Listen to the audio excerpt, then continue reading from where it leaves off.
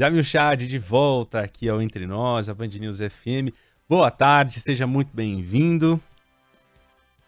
Renan, Adriana, também estava com saudades da vinheta. Jamil, achei que era de nós. E da gente, pô! Certamente. E do ouvinte também.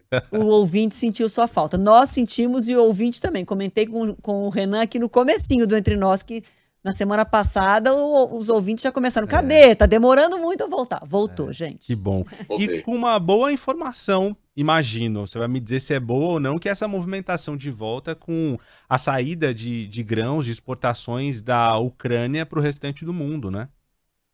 É isso mesmo, Renan. Hoje, pela primeira vez, depois de meses de negociação, um navio, conseguiu sair do porto ucraniano de Odessa justamente com grãos e certamente indo em direção aos países em desenvolvimento. No caso aí específico dessa embarcação que saiu de Odessa, foi para o Líbano, um país que vive desde 2020 uma grave crise econômica, uma grave crise social.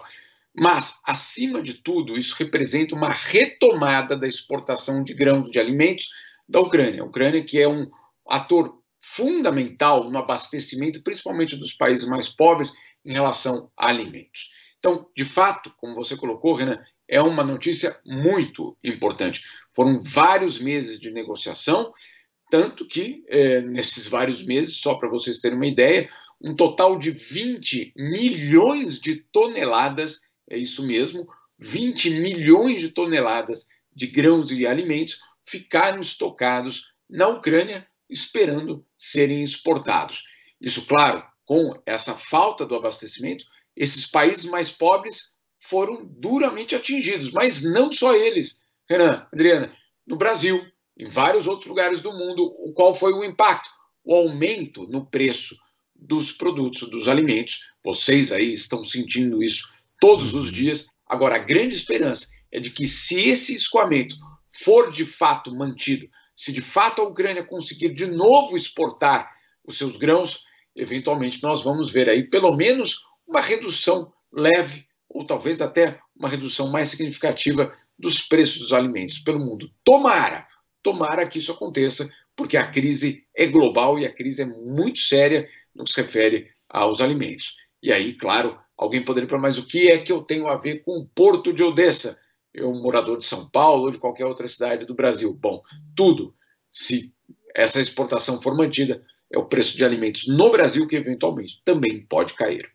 É só pagar o preço do pãozinho, olhar o preço do pãozinho hoje. Você paga em várias regiões aqui de São Paulo, por exemplo, pãozinho a R$1. Um pãozinho a R$1,06, R$1,07. Tem alguns lugares que é um pouquinho abaixo ainda de R$1, mas o pãozinho ultrapassou a barreira de R$1 para um simples pãozinho francês, né? Jamil, agora você fala, se for mantido, porque nesse momento os bastidores aí das negociações diplomáticas, esse avanço que permitiu a primeira saída desse navio, não dá garantia para a gente ainda de que será um fluxo contínuo. Vamos ter que acompanhar pelos próximos dias, semanas, para ver se realmente essa rota vai ser restabelecida. Ainda não dá para ter certeza disso. E o outro ponto que eu queria tocar com você, Jamil, já que a saudade é grande, já que a gente ficou muito tempo sem falar, a guerra deixa de ocupar as principais manchetes, inclusive por diversas razões, e no Brasil também, porque o nosso processo eleitoral agora é o que chama mais a atenção de todos nós. Mas ainda na semana passada a gente comentava aqui do choque que causou em muita gente, com muitas críticas, a postura aí do presidente participando de um ensaio de moda com a primeira-dama, tentando de alguma forma chamar a atenção para a guerra, mas numa estratégia talvez muito estranha, pelo menos a mim causou muita estranheza e eu acho que a muita gente. Mas a guerra continua, sobretudo no lado leste do país, ela continua e com perdas importantes, né? Vamos para a primeira questão, Adriano. De fato, existe uma grande preocupação se esse acordo vai ser mantido ou não. Por quê? Porque na semana passada, quando ele foi anunciado, rapidamente um barco tentou já fazer o trajeto e foi atacado pelos russos.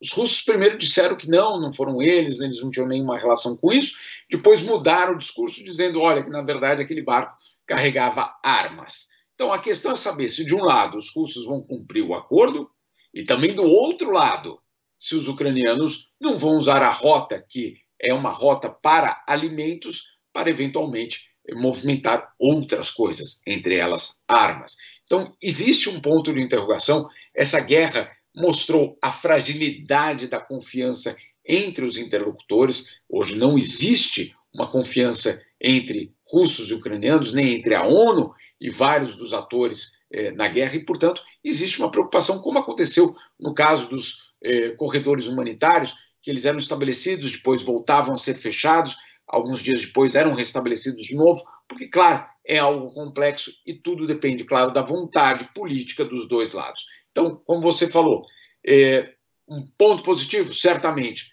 pode dar um alívio ao mercado mundial, inclusive no Brasil, certamente. Agora, isso vai ter de ser observado dia a dia para ver se, de fato, esse acordo vai ser implementado e quantas vezes ele vai ser suspenso.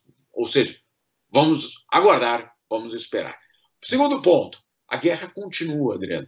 A guerra continua de uma forma trágica, porque ela já não tem justamente a atenção mundial. Não pelo menos da forma que existia em fevereiro, em março, em abril, quando, claro, os casos eram relatados de uma forma muito intensa pelo mundo. Aqui na Europa, ela continua nas manchetes pelo seguinte: nós vivemos aqui na Europa, e na verdade, Kiev, aqui de Genebra, fica 1h30 de avião. Então, é uma guerra regional, é uma guerra que está acontecendo aqui. Não na mesma intensidade das manchetes, das notícias, certamente não, mas ela continua. Agora, qual é o grande drama? Você até citou o ensaio fotográfico, na minha opinião, absolutamente deslocado da realidade. Eu conheço vários refugiados. Conheço vários refugiados ucranianos que estão aqui pela Europa, e foi um mal-estar. Foi um mal-estar, porque, afinal de contas, esses refugiados não estão nessas condições para fazer um ensaio fotográfico daquela forma. Agora, o objetivo, muitos acreditam, como você colocou, era de voltar a chamar a atenção à situação. Por quê? Porque quanto mais pressão internacional existir, maior a possibilidade, eventualmente, da Rússia modificar o seu padrão e, eventualmente, voltar a negociar. Agora, se ninguém mais liga para a situação, a grande preocupação é de que os russos vão, pouco a pouco, os russos não têm pressa, Adriana, os russos não têm pressa, podem ficar ali por algum tempo. Essa guerra, de fato, no leste da Ucrânia, ela começou em 2014 e nunca terminou. Então, de fato, é uma situação que preocupa muito mais os ucranianos do que aos russos. Veremos. Sim, e essa guerra vai se arrastando, né? Obrigada, Jamil, fez muita falta. Olha, nosso ouvinte Nana aqui mandou mensagem: Jamil arrasando.